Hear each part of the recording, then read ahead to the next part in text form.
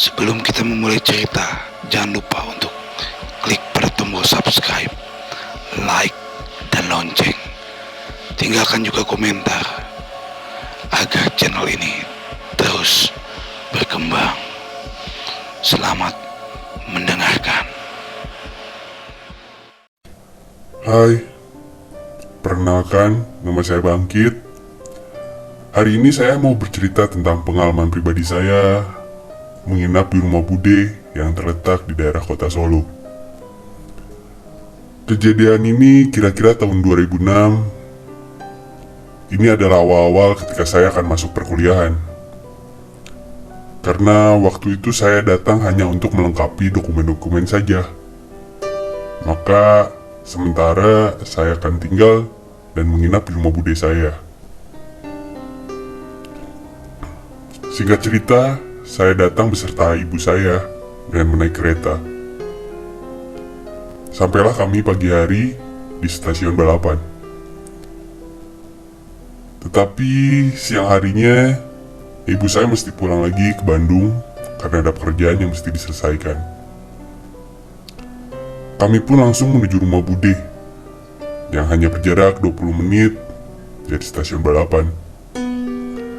Sewaktu kami datang, kami pun disambut oleh Bude dan Bule yang sudah menunggu kami. Dan kami pun sarapan bersama. Tidak lama setelah sarapan, saya pun berangkat ke kampus dengan meminjam motornya Bule. Waktu pun tak terasa sudah menjelang sore. Waktu itu saya langsung pulang ke rumah Bude yang hanya butuh waktu 30 menit untuk sampai dari kampus saya. Jadi untuk desain rumah Bude itu nggak terlalu besar, nggak terlalu lebar. Cuma rumahnya yang memanjang belakang. Ya, memang rumah zaman dulu. Karena rumah ini adalah rumah peninggalan dari Eyang. Jadi gaya dan desainnya juga jadul. Kalau menginap di sana, saya biasanya menginap di kamar paling depan. Kamar bekas Eyang yang selalu beliau pakai semasa hidupnya. Jadi kalau mau masuk ke kamar itu, ya begitu masuk ke dalam rumah ada ruang tamu yang model pintunya double dengan gaya yang masih pakai kaca dan kayu. Taulah pintu-pintu rumah zaman dulu seperti apa. Begitu masuk ruang tamu, di baliknya ada kamar. Tetapi masuknya mesti lewat sebuah lorong kecil yang ada di sebelah kanan sebelum masuk ke ruang keluarga. Di belakangnya juga itu lumayan besar. Jadi saya tidur di kamar paling depan, bekas kamar tidurnya yang seperti kebiasaan saya, kalau menempati kamar baru yang gak biasa saya tidur, itu membuat saya akan sulit untuk tidur. Malam harinya pun datang, saya coba untuk tertidur. Tetapi memang agak sulit, karena salah satunya kamar ini lumayan besar, dengan bau kamar tua yang jarang dipakai. Tak terasa, subuh pun telah tiba. Saya pun terbangun dan berpikir untuk menelepon ibu saya yang sudah pulang kemarin ke Bandung. Mau coba untuk meminjam telepon, tetapi saya merasa tidak enak.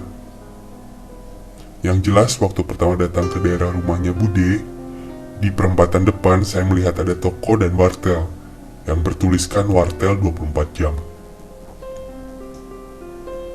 Memang semalam tidur agak susah dan tidak nyenyak.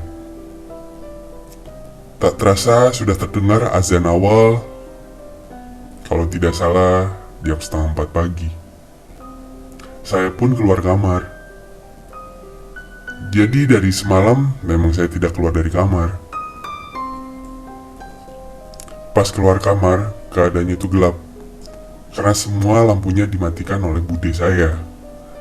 Memang Bude saya kalau malam menjelang dan semua orang tertidur, beliau suka mematikan semua lampu di dalam rumah saja. Yang dibiarkan menyala hanya lampu di luar rumah dan ruang keluarga. Pintu kamar yang saya tempati berasal dari lorong. Jadi, pintu kamar ke ruang tamu itu sekitar 3 meter. Saya pun membuka pintu dan menuju ruang tamu, karena tujuannya adalah ke wartel untuk menelpon ibu saya.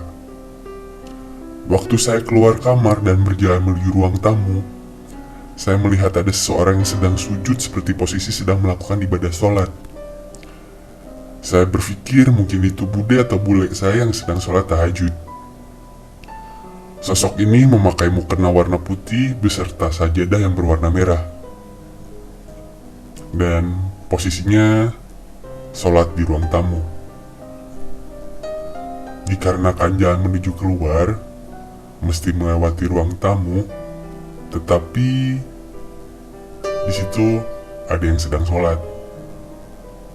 Saya pun berinisiatif untuk menunggunya sebentar, karena tidak sopan melewati orang yang sedang sholat. Saya pun duduk di kursi yang ada di ruang tamu, persis duduk di sebelah tembok kamar yang saya tempati. Sambil melihat orang yang sedang melakukan sholat di depan saya. Kurang lebih 5 menit, saya duduk di ruang tamu. Saya pun berpikir, kenapa bude atau bule tidak bangun-bangun dari sujudnya? Mungkin mereka sedang di sujud akhir dan berdoa dengan khusyuknya. Tak berselang lama, 10 menit pun berlalu.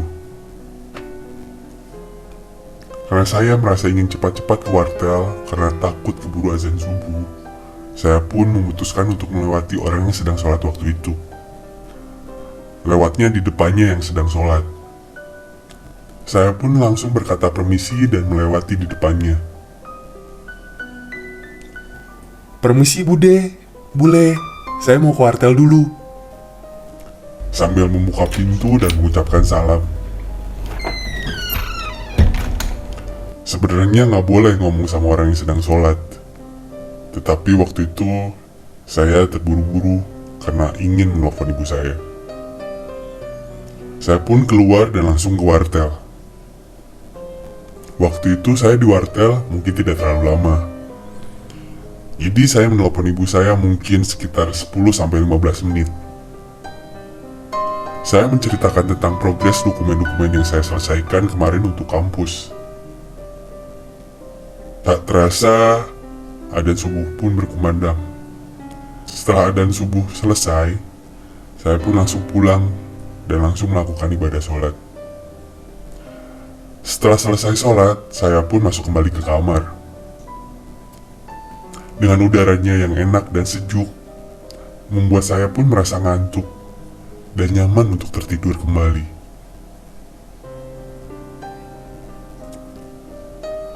Memang hari itu adalah hari terakhir saya menginap di rumahnya bude.